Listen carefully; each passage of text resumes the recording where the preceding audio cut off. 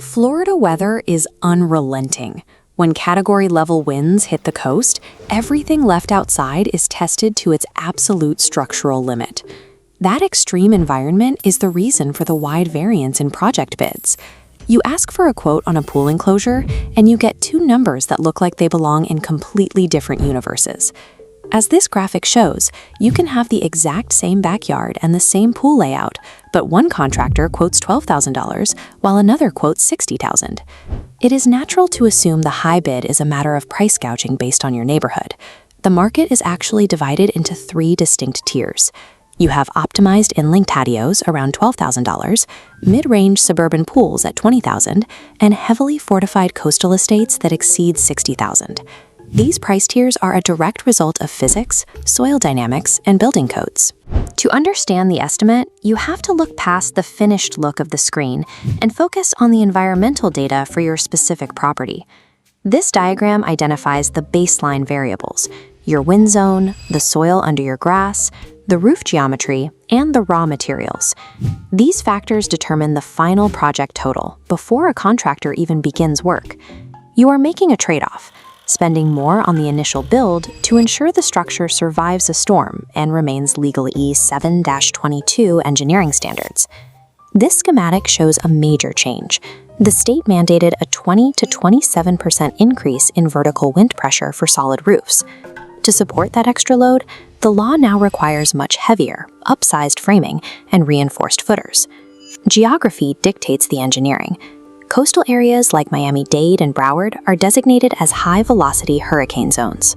Every structural component used here must pass rigorous task testing and carry a specialized notice of acceptance proving it withstands cyclic wind pressures. Your address alone determines whether you can use standard materials or if you are legally required to build a structure that functions like a bunker. If the frame is made of lightweight aluminum, the massive investment required for concrete is often surprising. A standard house foundation supports downward gravity loads. A screen enclosure does the opposite. It acts like a giant sail, pulling upward with massive force during a storm. To counter that lift, the building code only allows engineers to count 60% of the concrete's actual weight when calculating its resistance to wind.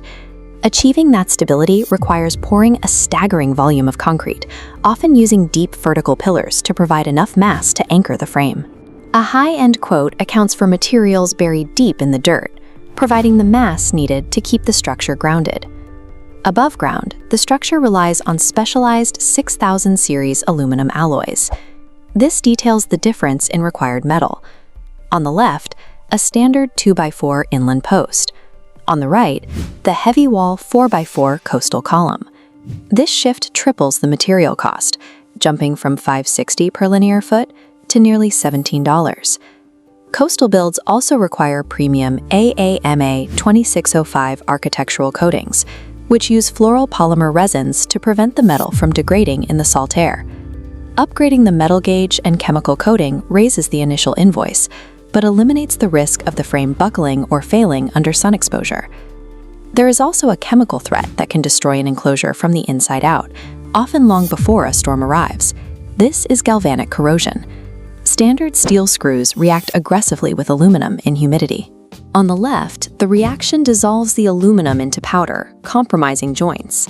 On the right, specialized Nylotech fasteners use a nylon head to electrically isolate the metals, stopping corrosion completely. Using cheap hardware might lower a contractor's initial bid, but it guarantees that the structural connections will eventually fail under pressure. The final variable is the screen mesh. It appears to be an aesthetic choice, but it carries structural consequences. Many homeowners want to upgrade to a tightly woven 20 by 20 mesh to block tiny insects. While a standard mesh lets wind pass through, the tighter weave blocks the air. This turns the walls into sails, transferring a much higher wind load directly into the frame. To handle that extra drag, the building code requires the engineer to upsize the aluminum throughout the entire cage. A lifestyle upgrade for bug protection inherently increases the baseline structural requirements for the project. We must also account for the invisible part of the invoice: administrative and legal costs. State law requires a notice of commencement to be filed for most builds, alongside local municipal permitting and processing fees. You also pay for a licensed Florida engineer to draft and stamp site-specific structural plans based on your property lines, soil type, and home elevation. These administrative steps are a necessary investment. They protect you from the legal liability and financial risk of building an unpermitted structure. These costs provide the documented proof that your enclosure was built to survive the local environment. When you combine the engineering, the metal gauge, and the foundation mass, it is clear that an unusually cheap quote represents a compromised structure. Low-bid contractors reach those prices by using shallow foundations, thin-walled aluminum, or standard steel hardware that will eventually corrode. You need a structure designed for the reality of Florida physics. That is why homeowners trust Screen Factory Florida. They provide a dedicated permit department, maintain a 4.8-star Better Business Bureau rating, and back every build with a 365-day warranty. Click the link in the description to receive a free 3D design and consultation and ensure your investment is built right the first time.